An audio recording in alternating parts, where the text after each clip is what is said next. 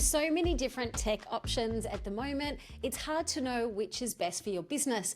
I recently did an audit on all my paid subscriptions with tech, and I was shocked of how much I was spending everywhere, and I had to weigh up the options of what was worth keeping and what I was going to ditch. So in today's episode of Content Catalyst, I'm going to share with you my top 10 tech tools for content marketing, and I'm also going to share with you what I'm potentially ditching as well. And the last one will probably surprise you. Okay, so these content marketing tools were essentially to help businesses shortcut their workflow and help you turn one video into 15 pieces of content marketing. And it came up recently in conversation about, content creation. Is it quality or is it quantity? And my answer to that was it's both. I believe that you need to have quality as far as a hero long piece of content, but I also believe it is about having quantity, and that is sharing it across multiple platforms and multiple times. So the reason why I say that is because if you look at Google's research, and I've spoke about this recently, I'm actually going to do a whole podcast episode on it, of Google's 7-11-4 rule. It really is about understanding the modern buyer journey these days. So it is important to have quality, and it's also important to have quantity. So these tools will help you do both. Now, I guess at the end of the day, we just want to save time, we want to save money, and we want to boost our productivity to promote our business. So let's jump into my top 10 tech tools to help you market your business. Now, the first one comes under social media management, and this one is called Vista Social, and it's a scheduler. And I've used many different schedulers over the years to schedule out social media.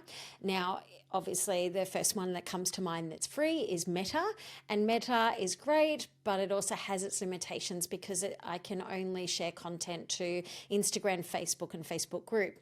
If I want to do more than that, then I need to look at alternate schedulers. Now, as I mentioned before, I have used different types of schedulers, and why I settled on Vista Social is because I was paying like $55, I think, a month for Metrical, and I was like, this is ridiculous. Seems like an excessive amount of money. And so I use a platform called AppSumo, and this is where you can go on there, you get these one-off deals where you pay a lifetime amount, and you don't have to pay anything more than that. So where I was paying a monthly fee for Metrical, I could just pay $55 for Vista Social, and that's it. I own it now, so I can go in and schedule my content.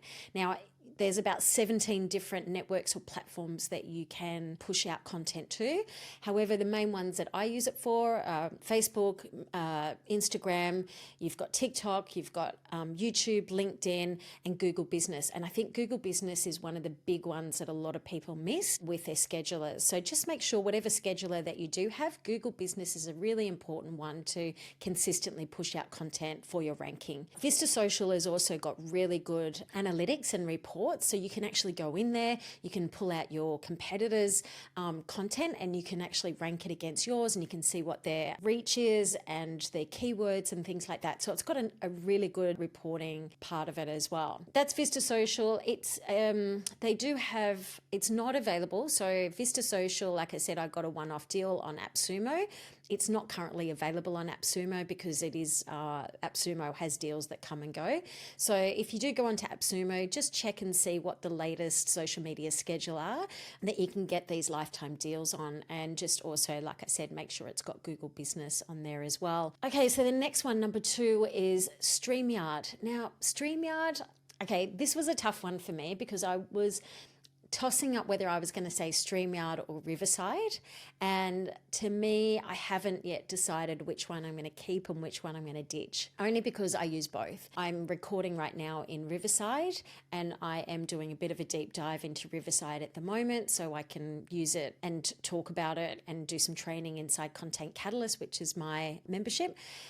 However, StreamYard I've used for many years, and what I love about StreamYard is it's such an easy platform to use. It's very user-friendly, and I can stream to multiple platforms at once. So if you are into your live streaming, live streaming is a great way to push out your message when you're short of time, you don't want to edit, and you still want to get maximum impact across the different platforms.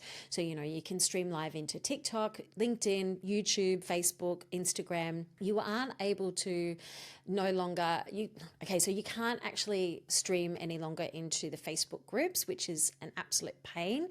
And that's because Facebook has actually closed off their third-party API. However, there is a workaround for this, that you can actually still stream into your Facebook group via StreamYard. And I did a tutorial on that recently, and I'll put that in the show notes if you want to know how to do that. Okay, so why would I choose StreamYard over Riverside? Let's look at the pros and cons between the two. Well, if you're a person who does enjoy live streaming, I like doing live streams. I find it's a really great way to share information efficiently across all different platforms. And like I said, you can, move on with your day. You don't have to edit. However, if you do want to edit, you can actually download those recordings. StreamYard will give you video files, audio files, and transcriptions. You can actually edit the clips inside StreamYard now. And you can also make little magic clips, so it'll repurpose content down for you as well, which makes it ideal if you want to create shorts to lead people to your long form content. And like I said, you can stream across all your platforms, and you still can stream inside your Facebook groups. You just have to do the workaround with your stream key. Okay, so why would I choose Riverside though over StreamYard? Well, if you're a podcast first person, then I think that Riverside would be great for you. Riverside has a really good editor in there. It's also got magic clips, and it'll help you with show notes. It also has a teleprompter in there as well. So if you're a person that likes a teleprompter, then I think that's a really cool thing. If you have multiple guests on, you're able to have one key invite to send them as your ongoing invitation as well. So yeah, I think Riverside has done some great updates recently, and I highly rate it. So if you're a live streamer, I would definitely go for StreamYard. If you're a podcast first person, I would look at Riverside. You can stream inside Riverside as well, but it is a little bit more technical, as in you have to get the stream keys and you have to insert it into Riverside. So it's a bit more of a workaround. All right, so next one, let's look at content creation and design. Number 3 on this one is Canva. I don't know what I did before Canva. Actually, I do. It was Publisher. It's like, what?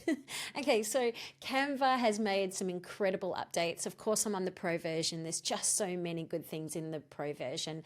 Now, this Friday, the 24th of May, there is a launch of Canva Create. I've signed up for that to find out what that is all about, but I've been told there are some amazing updates coming, which, of course, AI powered as well. I think what I've seen with Canva over the years is just what they've added to it as well. And every day I keep finding more things it can do. I went down a Google rabbit hole recently, and what I found, and it's like, it's these little simple things that you find out. It's like there's an app. I can connect Google Drive with Canva. So instead of having to download photos from my Google Drive and upload it, I can just go over to apps, find the Google Drive, and now all my photos will pull across from there. So it's just little things like that that they constantly upgrade that I find are so helpful. With video as well. Now I'm going to get into video editing in a second, but I find that for basic editing, for video content, I think it does the trick. More graphic style video editing. The other thing that I do like about Canva's video is their stock footage. If you just want some B-roll, I think that there's some great B-roll stock footage in there that you can use to add layer content for your videos. But of course, I always do encourage you to use original content, but there are times that you do want, stock footage of things. So yes, definitely Canva is 100% rated for me as worth paying a subscription for. Okay, number 4, CapCut. This is the best video editor around as far as, now I use Adobe Premiere Pro to edit majority of my videos. However, the reason why that's not on the list here, because I am thinking of you and I want to share with you very user-friendly programs to create content for your business. And that's why I've chosen things like StreamYard and Riverside, because they're really intuitive, they're really easy to navigate for people that don't have a marketing background or aren't tech savvy. So, okay, let's look at CapCut. The reason why I like CapCut, it's free, number one. Obviously, they have a pro version, and I do pay for the pro version just because of how much editing I do use. I use CapCut more on my phone than I do desktop. So that's the other thing I do like, is that it's iPhone friendly and it's Android friendly. It's desktop friendly and it's also phone friendly, mobile friendly. They've got templates in there, they've got effects in there, captions in there. If you go over to the desktop, you'll find that there's a lot more capabilities now that they've put in there, such as magic clips as well. So if you've got a long form video, it'll snip it up for you as well. It's just, I think every program I'm in at the moment offers the magic clips. Yeah, have a look into CapCut if you haven't used the desktop part of it before. So yeah, CapCut I use on my phone for pretty much all my editing. So even when I do, a live or a podcast or something, I'll often even just send it to my phone. And it's something that I can do if I was sitting in bed watching telly or whatever, and I can just make short clips if I want to, and add captions and things, and I can add it to stories and reels. So it is definitely up there as far as one of the better editors in there. And inside Content Catalyst, next week we are doing CapCut basics, and we use CapCut in our editing workrooms most times. So let's have a look at now SEO. And I think SEO is search engine optimization. I think SEO is one of the biggest things, and analytics, that I can emphasize when you make content, that it's important to do your research and understand your market, understand if you want to create content that connects with people and resonates with people, then you have to look and know what people are looking for.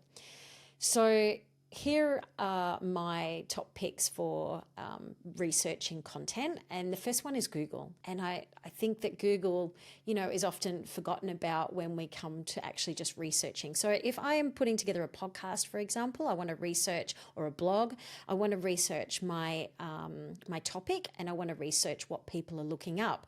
And then I'll research my hook, which is my headline. So Google is a great place to start. And I will simply put in things like content marketing or tech tools and things like that, which is what I even did while I was researching this podcast. Okay, so I can type in that, and then I can see the words that people actually type in there.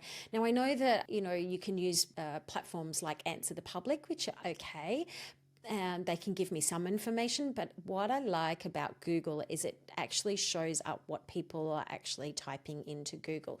So when you type in a word or whatever you're doing, so let's say you were a yoga teacher when you were looking up what people were searching, for example, beach yoga or evening yoga or morning yoga, it will give you what people are actually typing in. Now, the next thing to look up in Google is Google's keyword planner.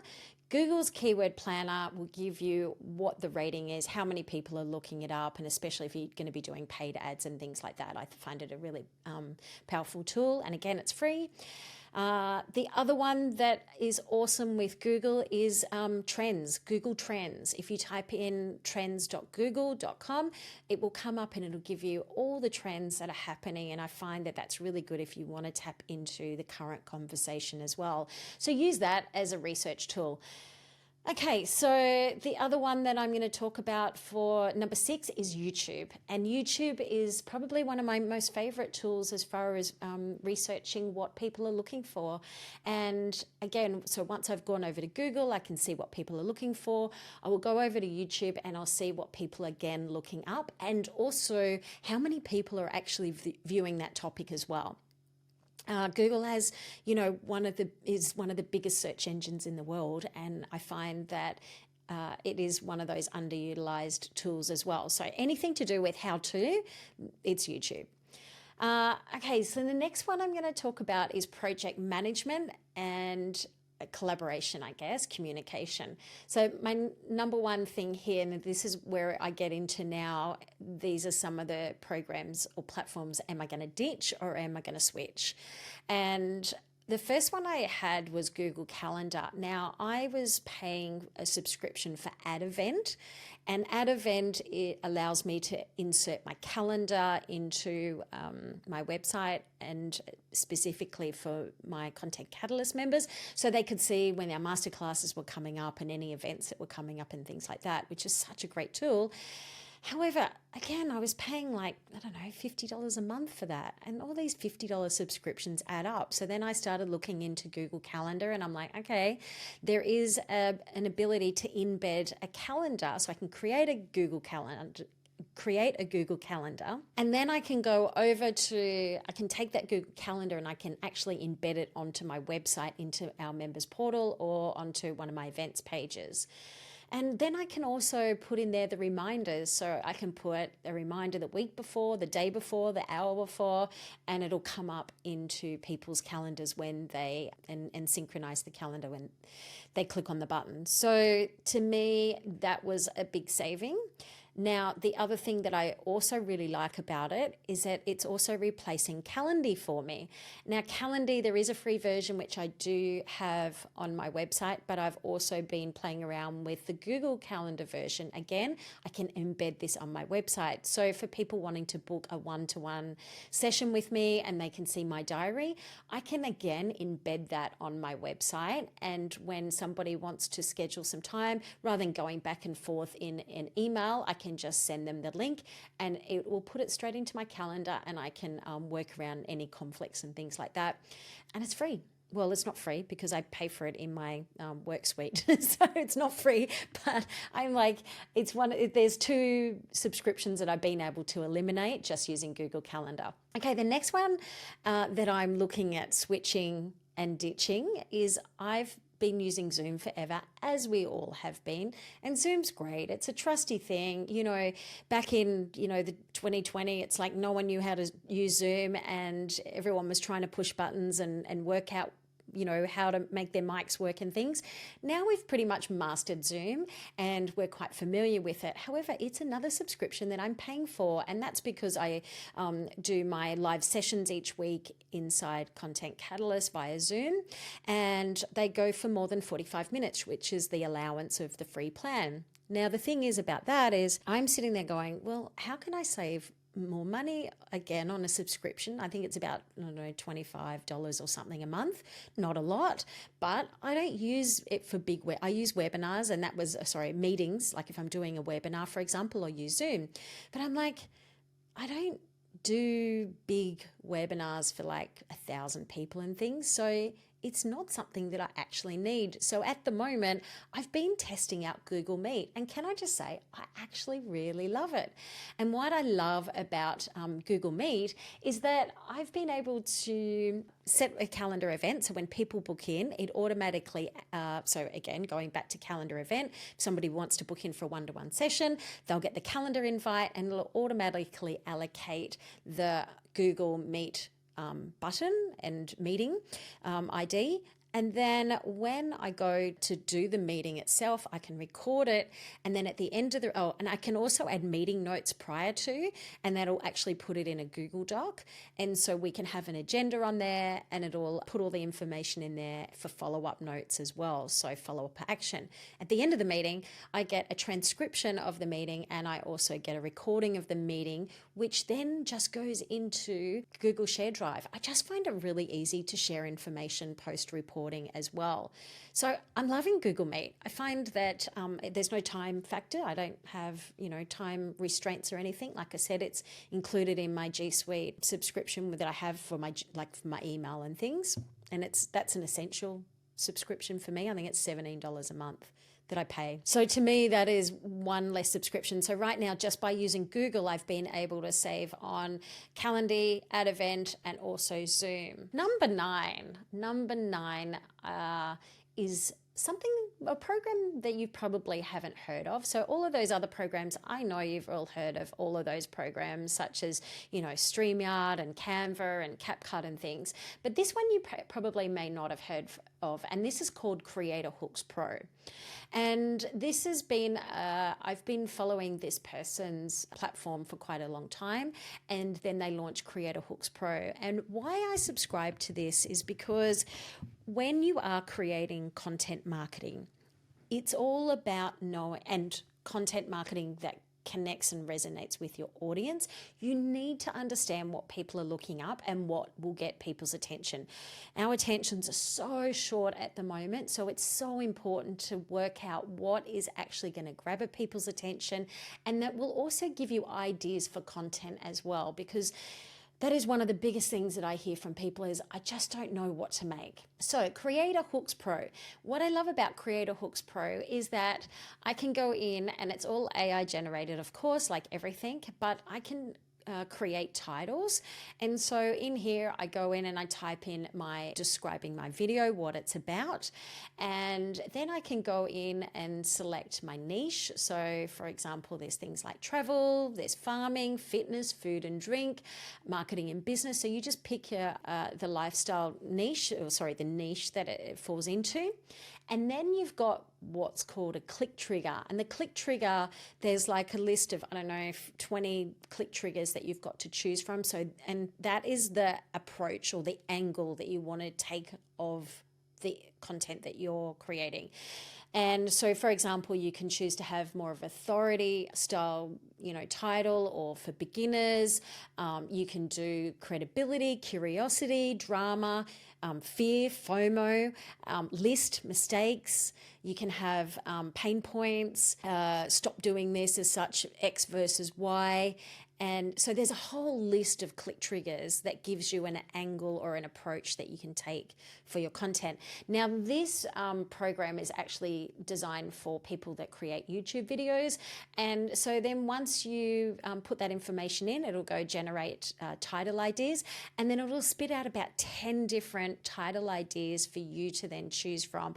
And it's such a great tool. And yes, you can do this same thing in ChatGPT, for example. However, I just find that this is such a great tool because it is pulling information directly from YouTube, and it's also ranking it as well as to what is working. Yeah, this is just a tool that I've been playing for. Yes, it is a paid subscription that I'm on. I think it's about $25 a month, but because I do a lot of title generation with content marketing, it's actually a really helpful tool. And I feel that if I can save on other subscriptions, that is actually saving me time, but also getting me views and getting opens on your, so with this as well, with your title generator for your hooks, Creator Hooks Pro, you can use this for your podcast titles. You can use it for your YouTube videos. You can use it for your blogs. You can use it for your email subject lines. And this is why it's such a versatile platform to use that actually will create impact. So yeah, Creator Hooks Pro, I'm rating that at the moment. Okay, so this brings me now to my last number 10. And I know you're there going, okay, where's ChatGPT on this? Surely it's got to be on here. Well, no, it's not. And the reason why, I'm going to tell you what I'm using instead. I'm actually using, number 10 is actually Perplexity AI.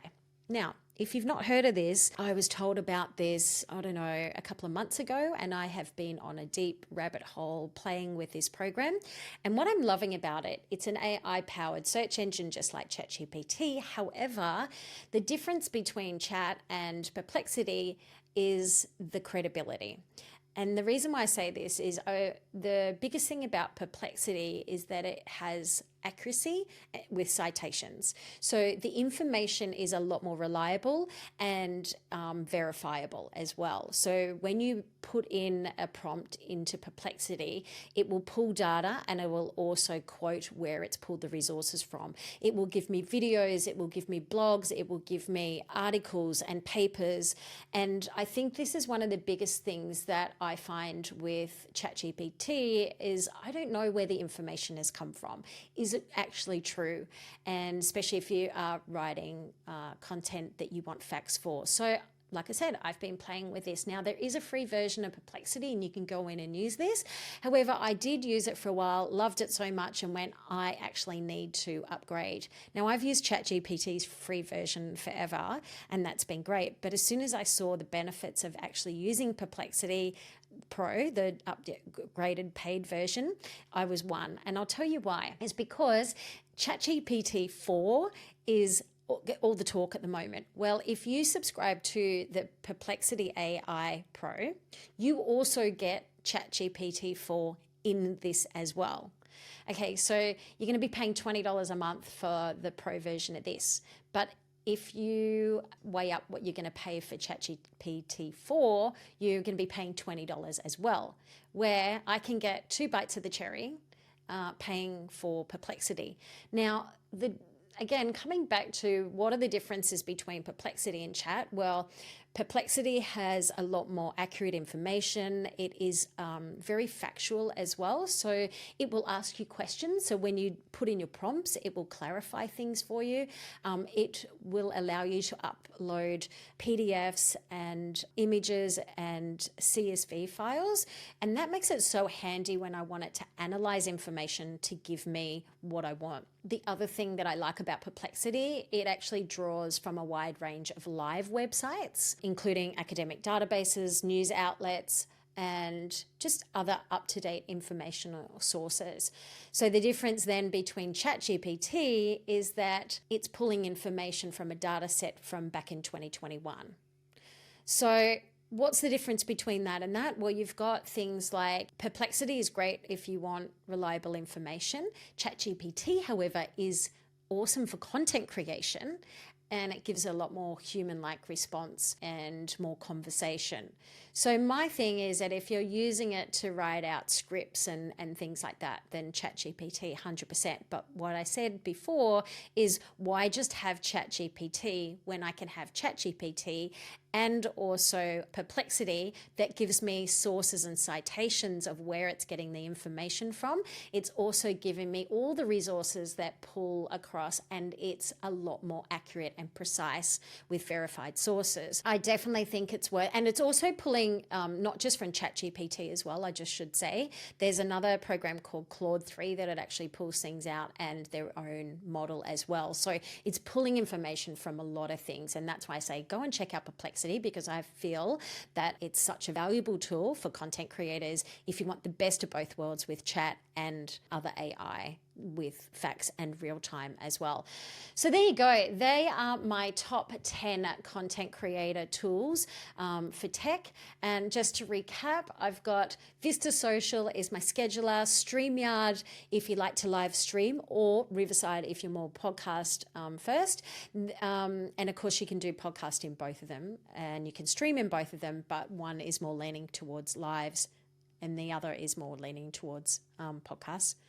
Then we got Canva, then we have CapCut, then we have Google everything at the moment. I'm just loving. So you've got Google Keyword Planner, you've got Google, as in if you're just searching for things, Google Trends, you've got YouTube, Google Calendar, Google Meet, and then you've got Creator Hooks Pro, and of course, Perplexity AI. These are my tools. I would love to know what you are using and what you love as well. So tag me in your stories on Instagram. I'm Deb Szabo _video.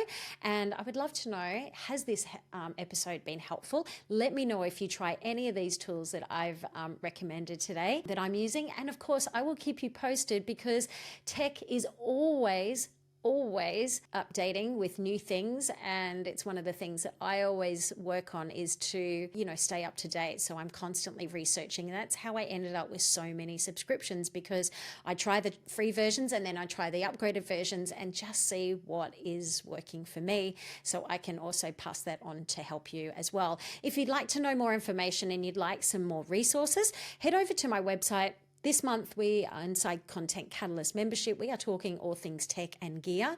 And I do have a video gear guide that you can download for free. And so if you do want to, or if you want to start creating content or you want to upgrade the content gear that you are using, I've got a full gear guide in there which tells you my recommendations and why I recommend it based on your needs. So it may not be that you have a home office studio. It may be that you're creating content on the go. Maybe you're just doing podcasting. Maybe you're just doing wanting to record an online course. Whatever that is, that video gear guide will help you to assess what's right for you based on those recommendations with the essentials. And these are the essential gear guide too. So microphones, lighting, cameras, something to hold your phone up and all that kind of thing. So anyway, I hope this episode has been helpful. If you'd like to know more about Content Catalyst Marketing Hub, all my details are on the website and in the show notes. It's designed to help businesses with the needs of everyday content creation to promote our business. And that's the thing about Content Catalyst.